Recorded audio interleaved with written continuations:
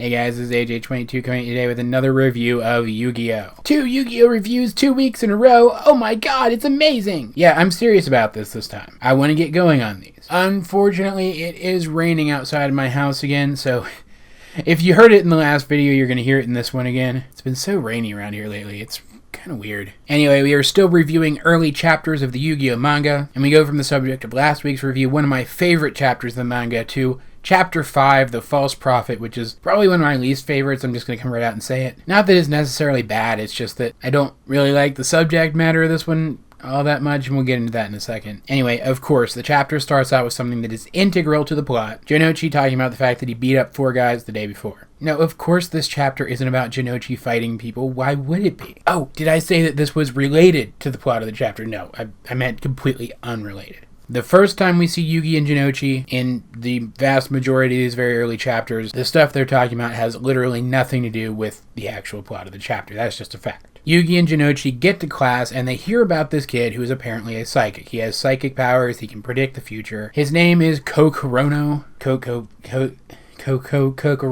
I don't know how to pronounce it. I'm just going to call him Obvious Perv. Because he is. He's an obvious perv. Jonouchi, because he's an idiot, decides that he wants this kid to read his future. So they run to Class A, where this kid has like this whole thing set up where he's sat at a table off to the side and he's got these like hot chick minions and this entire group of people waiting to have their fortunes told. Do these kids have teachers? Do they actually have classes at the school? What do they do here all day? Anyway, it becomes very clear very early on that he's just using these powers to woo girls. And he's got this little scam going that you can kind of predict it from a mile away, and Yugi actually confirms your obvious suspicions in just a couple of seconds, so it doesn't really matter. But there's a very small earthquake, and then Obvious Perv pulls a card out of his cloak where he wrote down earthquake today. And clearly he could just write down a bunch of kind of likely things and put them all in his cloak, and then when one of them happens, pull out that particular card and make it look like he made a prediction. But everyone who isn't a main character is insanely gullible in this franchise, so they buy right into it. Except for Yugi. Because like I said, Yugi points out exactly what I just pointed out that he could have done. But anyway, despite the fact that this kid looks like some kind of hobgoblin, Anzu decides she wants to have her fortune told. She lets him like grab on her hand and shit, and we get a little bit of his internal dialogue here, and it's very clear he just wants to get into her pants. Like, that is literally the only reason he's doing this. He doesn't look good enough to get girls on his own, considering that he's clearly an evil person. So, of all things, he pretends to have psychic powers as a means of attracting girls, and apparently it works. Like, he tells Anzu that the man of her dreams will appear before her and she will swoon, and it's someone who's already close to her, and obviously he's talking about himself. We, as the audience, can clearly tell that he's talking about himself, but Anzu, who is still wondering who it was who saved her from the guy in the last chapter, her mind obviously jumps to her mystery man. She's on a completely different page than this kid, but he doesn't realize it. He's either stupid or delusional or just plain evil. There's really no fourth option. And we do get pretty concrete confirmation which one it is later on, but I'll touch on that when it happens. Anyway, Yugi at this point, in a really interesting upset compared to some of his previous behavior, is very assertive in this moment. He sees that this guy is taking advantage of Anzu, is using his supposed powers to take advantage of Anzu, and he steps up to defend her honor in the only way he can, the only way he knows how to as Yugi. He very kindly and respectfully explains how it is that Obvious Perv could be faking his psychic abilities. I mean, he even says that he's sure mental powers do exist, that some people do have them, but that these particular powers would be easy to fake. He's very respectful about it, and yet this guy's overzealous followers still attack him as vehemently as some rabid group of PewDiePie fans. And then Obvious Perv makes a prediction about Yugi that countless letters will fall from the heavens and bring disaster upon him. And Yugi still doesn't believe that the guy's powers are legitimate, but he does wonder what countless letters means. Until later that day, he finds himself in the school library, and Obvious Perv has followed him there and pushes the shelves down, trying to kill him. Trying to kill him with falling bookshelves. And books, of course.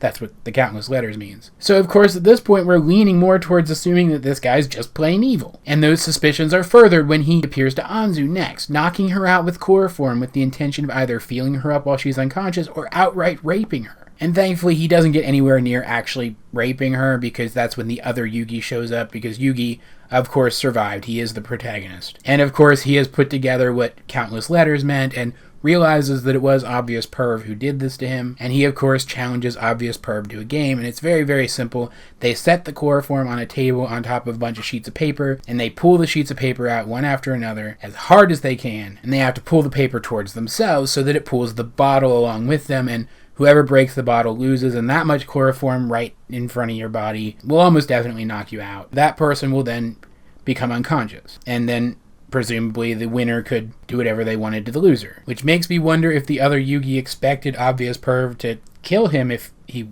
won. Anyway, of course the other Yugi wins, but it's very interesting the way in which he wins. He manages to bait Obvious Perv into trying to use his psychic abilities to levitate the bottle of chloroform, and Obvious Perv actually convinces himself that he has done so. He knocks the bottle over and he knocks himself out. And his cloak falls open and you see a bunch of cards inside his cloak with a bunch of different predictions written on them, just like Yugi suggested. And it's really interesting here because there's no indication that the other Yugi made this a shadow game. That means that, I'm going to try to say his name, Kokurano, was in fact delusional. Yes, he was making some of his predictions come true, but he really did believe that he had those powers. I don't really know how to justify why he thought that making his own predictions come true counted. Maybe he thought he was like an agent of the predictions or something, but it definitely does seem like he lied to himself and others about his abilities for so long that he started to believe that he had them, truly believe that he had them, even though he didn't. So is he a bad person?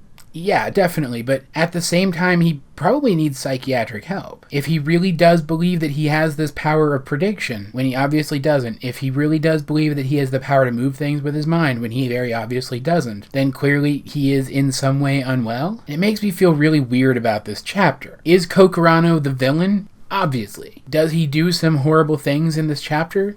Yes, definitely. Is it implied that he's going to do even worse things? Absolutely. But I don't know that he should be held responsible for all of that. Did he try to rape Anzu because he's a rapist, or because he really did believe that he was the right man for her based on his psychic abilities? We don't really know. It's such a weird situation, and I don't feel like I'm supposed to be thinking about it as much as I am. I don't think I'm supposed to be reading more into it than what is on the surface. I think I was just supposed to read the chapter and enjoy it for what it was. These are the kind of things that I just can't help thinking about, and it makes me feel really strange about this chapter, about the way it was written, about the way it was handled, and about the way it was resolved. Because the way they leave it, Kokurano is going to be discredited as a psychic. But if he does have some kind of mental illness, it's going to go on untreated, and if he is an actual rapist, he's still at large. I don't know, I just feel like this one could have been written better and could have dealt with someone who was either more ambiguously evil or more obviously gray, rather than this weird middle ground between the two that we actually got. The game here was also very uncreative, kind of like back in Lying Eyes. There wasn't really anything to it. I don't know, if you're reading through these chapters and you don't mind skipping ones that just aren't good, this is an okay one to skip. Literally the only thing of interest that happens in this chapter is the half unconscious Anzu does get sort of a look at the other Yugi. She kind of sees his blurry silhouette. If you feel that's important enough to justify this chapter, fine, I won't argue with you. Guys, thank you for watching my review of Chapter 5 of Yu-Gi-Oh! The False Prophet. Hopefully you enjoyed the review. It was kind of all over the place. I apologize for that. Like I said, I don't want to talk about this chapter. I had a lot of trouble writing out what I wanted to talk about in this chapter. On that topic, what do you guys think of this chapter? Let's get a discussion going in the comment section down below. Either way, this has been AJ22, and I will talk to you guys later.